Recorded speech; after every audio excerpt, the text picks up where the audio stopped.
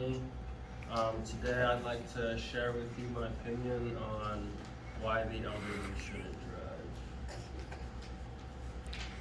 drive.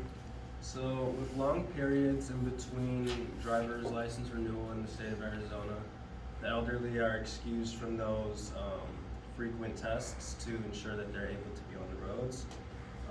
This is a real problem and a road hazard for other drivers, new drivers as well, especially in growing cities with larger populations. It's important to ensure that the drivers are competent and they know what they're doing. Changing the renewal dates for driver's license to be more frequent would verify that the elderly are still fit, and advocating for this change, I believe, is important. With the increasing amount of elderly drivers on the roads today, I think it's important to make sure that they know what they're doing, especially with all the other hazards that come with the roads as well. Drivers have been around since the invention of the car, and so roads and rules have changed a lot since then. In 2019, the population in Phoenix was 4,436,000 and has gotten to a reported 4,652,000 in 2022, and that's within less than 5 years, which is almost a 7% increase in people. So that's a real problem for elderly drivers dealing with a lot more population and people on the road as well. Another thing that comes into play for elderly drivers is their visual impairment issues as well. Approximately 1% of adults are reported from the ages 50 to 54. They deal with blindness or visual impairment issues of some kind. And as you age up and get to 80 or above, that statistic rises to a reported 20% of people that are dealing with these issues. Excuse me. Not only are visual impairment issues a problem, but there are also slowing response times of elderly people. A study done by the Journal of Neurophysiology, which has associations with Johns Hopkins University and other prestigious academies. The study showed that adults, healthy older adults, have slower reaction times. It's not from increased hesitancy to respond, but are from the changes in their ability to process stimuli and prepare movements accordingly, which is consistent with age-related changes to the brain and how it functions. I thought this was important because it shows that the elderly aren't slowing their reaction times, but they're thinking about the movements that they have to make beforehand, before they put that to action, which slows down and increases the amount of road hazards that others have to deal with. And like I said, it increases the risk for others and increases the risk that younger drivers and newer drivers who may not be as experienced or used to the roads, that they might be involved in accidents.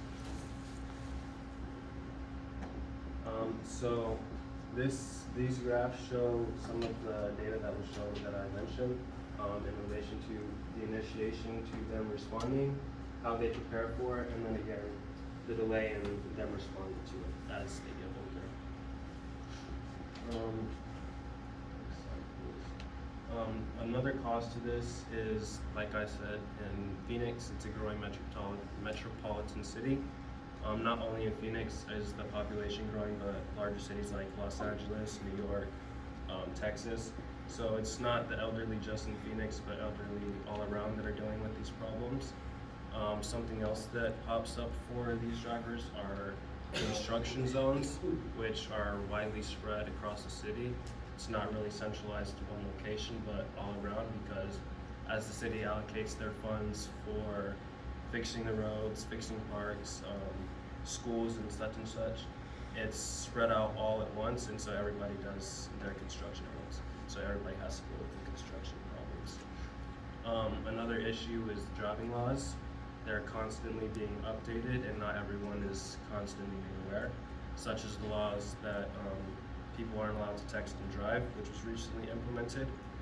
Some people think that elderly drivers drive as slow as people on their phones, So again, it's a hazard that the government has tried to correct by making sure that people are staying off their phones or else they get fined. What this causes, it's a rising amount of traffic accidents, and not only traffic accidents, but the amount of injuries and deaths that are related. This information I got from the Arizona Department of Transportation, and these are just crashes that are reported to the police and the Department of Transportation, so not all crashes are accounted for and shown.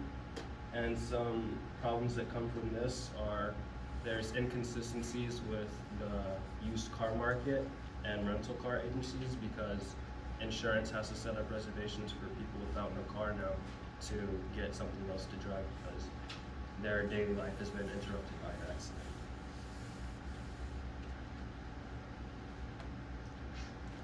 Something that could aid this problem would be updating laws and implementing more frequent tests for the elderly.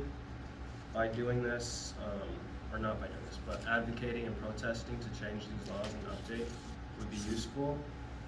The book I passed around that I wanted you guys to take a look at, it shows that in Arizona, when you first get your license, you don't have to renew it for 65 years, and then after that, every 5 years after. Most other states that are more strict with their laws, Arizona's very lax. They have every 5 to 8 years, sometimes depending how often you have to update your license, go back and not take the test, the written test, but the driving test, to make sure that you're up to date with the laws and the codes and rules.